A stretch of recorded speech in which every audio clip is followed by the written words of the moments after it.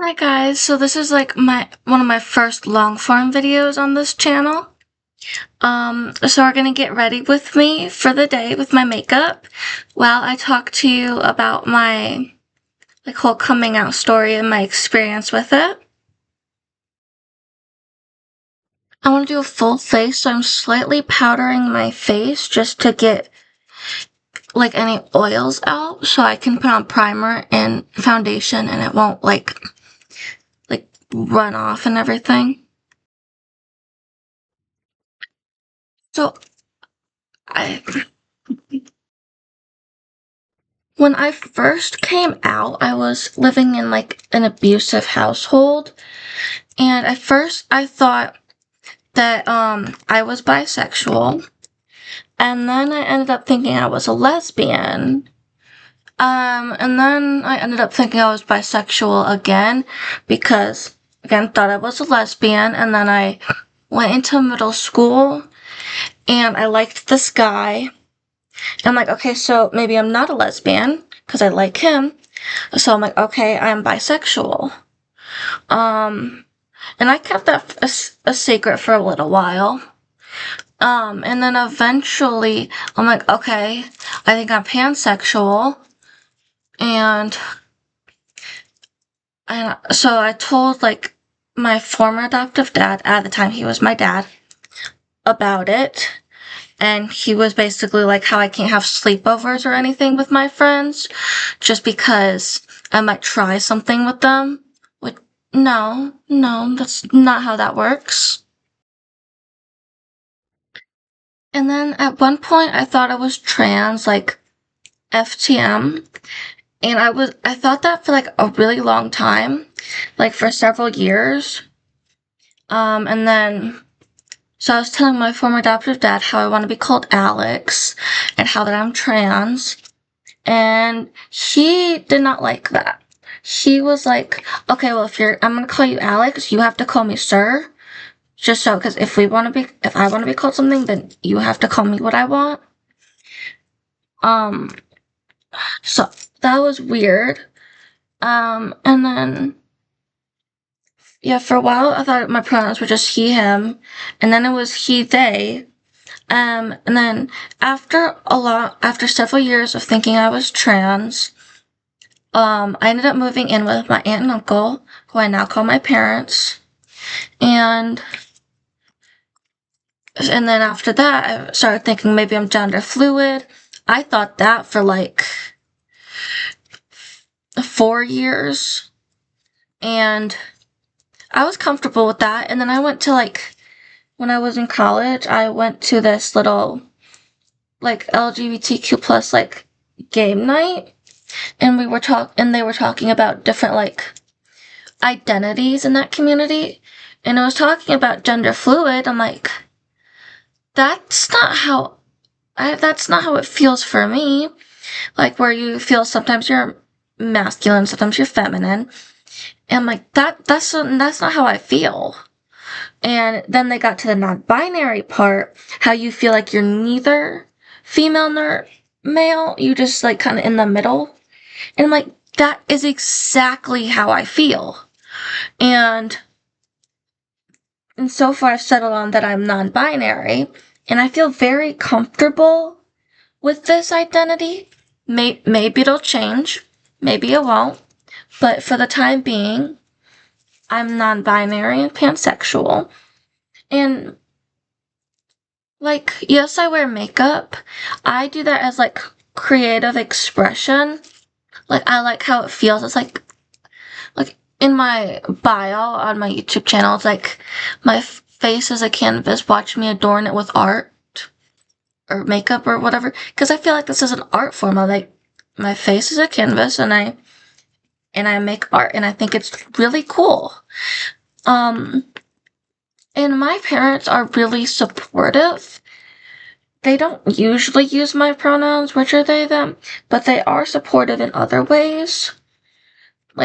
Every year my mom will buy me a pride shirt, and she bought me one this year. It's black and has rainbow letters that say love wins. And the year before, I still have the shirt, but I don't really fit in it anymore.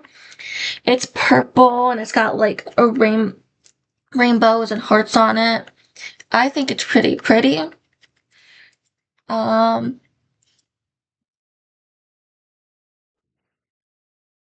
so yeah, I wear makeup even though I want to look masculine because this makeup is a passion for me and I don't want to give that up just because it makes me look more feminine. I mean, I just like it and I hate that it makes me get perceived as like a woman, but one day, if I have the money, I will partially transition. Like, because I'm not like fully trans, like completely FTM, I want to get top surgery because that's like the biggest thing that I want to change about myself. Um, and then I might, like, I'm considering starting like testosterone just to look more masculine while I can still wear all this jewelry and makeup. I know makeup and jewelry isn't inherently feminine, but I still want to look. I want to look like a guy who's wearing makeup and jewelry, if that makes sense. And when I came out to my former adoptive dad, one of the things he showed me was like Muslim countries who are, if people thought they were gay, they would they would like physically transition them to the opposite sex so they would be considered like straight. And I don't know why he did that. I don't know, trying to make me not think I'm gay. I don't really understand the motivations of him just because he's kind of insane, for lack of a better term. And when I told my biological mother all of this, she wasn't really accepting of it. And then when I was 14, I moved away from my former parents, and my bio mom tried to have a relationship with me. It was really just for show. Because once the family therapy ended, she went right back to calling me my dead name. And when I confronted her about it, she was like, "Oh, I never called you your Liam. You're just imagining things, and you are a woman and you will always be a woman and you're not trans or non-binary." And that really pissed me off. But also, during that time, I confronted her about the abuse she had done to me when I was a kid. And you want to know what she said? Oh, she said it was because she was autistic and she got overstimulated, so she would hurt me for. I'm not gonna go into details, but she would hurt me, and like, I'm autistic, and I don't. When I'm overstimulated, I don't go and hurt children till they can't move. But anyways, let's get away from the sad stuff. So now that I have new parents, they're very loving, and for my 18th birthday, one of their presents for me was papers so I could change my name legally, and I got my entire name legally changed. I'm not gonna say the entire name, but now my name is now Liam. I took the last name of the people I call my parents, and then I changed my middle name, and now I have two middle names, and I feel just way more, like, confident in myself. Like, I'm very happy now that I have my new name, a name that fits me, and a name that will always be mine now. And I think it was last year, one of my mom's friends slash coworkers, she went to a pride parade and she brought me back some pride pins and then a little bit of candy. The candy kind of tasted bad, but I still have the pins, and I just love them so much. Like, they're in my bag. Let me go get them. The first one I have this rainbow pin that says Read Banned Books. And then I have this one. It says pizza rolls, not gender roles. You can't really tell, but and then the last one she got me is this trans flag, and it says protect trans lives. So this is the makeup we got going on so far. Now let's get into it.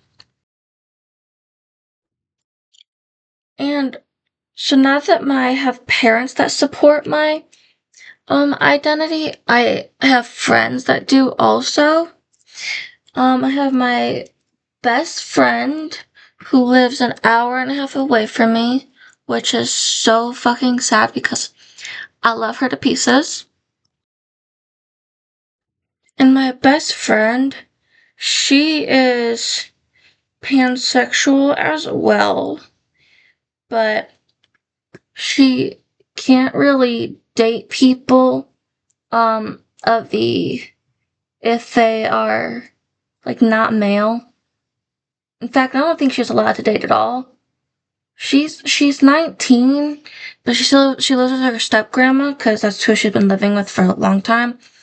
But her grandma is really like controlling. Like, as I said, my friend's 19, but she gets grounded and everything, which I don't understand, but okay. And then I have a friend who is as old as my parents, and she lives on the other side of the country, but she is a wonderful friend, and like, because of shit I went through when I was a kid, and the fact that I'm autistic, I am older than beyond my years, so I can connect with people who are not like my age, like who are older than me, and I can get along with them pretty well. And she is and she's just an amazing friend, and she's very supportive, and she gave me this like eyeshadow palette. Like, she sent me makeup before, and that's not like the reason I'm friends with her, but like it was really nice to have that gift, and I appreciate the things that she's done for me. I I kind of wish I could go to a pride parade, but I don't have like transportation or anything like that, and there's definitely no pride parade in the village I'm living in. It's like, I got bullied in high school because of the way I look, and because I'm not cisgender. So, yeah, that was not a fun high school. I ended up dating this guy, and he was really nice to me and accepting. Then he ended up getting bullied for dating me, and after we broke up, he laughed at a joke of somebody who was like, remember when you dated a girl who thinks she's a guy? That hurt. I still kind of like him, which, yeah, I shouldn't. I'm aware of that. I did unblock him on Instagram and Facebook, but I have not messaged him, and that is a win. He's also dating his ex, who was my ex. So he dated this girl, she dated me, I dated him, and now they're dating again. It's a small town, there's not many people. There's not a big dating pool, you know? I went through a bunch of different, like, styles, like, to look at throughout my life. For a while, I loved pink. Like, it was my favorite color ever. And then I started to hate it, and then I was kind of goth in middle school and also kind of emo. And then that kind of carried into high school a little bit. And then all of a sudden I started dressing in bright colors, just colorful all the time, no darkness. And then I went right back to dressing like with dark colors again, and that was pretty much all I would do. And now I just alternate. I don't have like one set style. So I just call myself alternative just because the way I look and dress is not the norm. But sometimes I'm in really bright colors and bright makeup. Sometimes I do stuff that's inspired by scene or inspired by gyro or emo or goth or punk or whatever. But I don't have a set aesthetic or style. I just do kind of all over stuff, and I like learning new things and trying different techniques and doing different makeup styles, and I think that's really cool.